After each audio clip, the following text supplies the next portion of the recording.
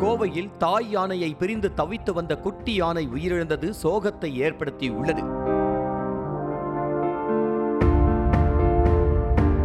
குட்டியை தாய் யானையுடன் சேர்க்கும் வரை தெப்பக்காடு யானைகள் முகாமில் வைத்து வனத்துறையினர் பராமரித்து வந்தனர். இந்நிலையில் யானை குட்டிக்கு உடல்நிலை பாதிக்கப்பட்டு தொடர் சிகிச்சை அளித்து வந்த நிலையில் சிகிச்சை பலனின்றி உயிரிழந்தது.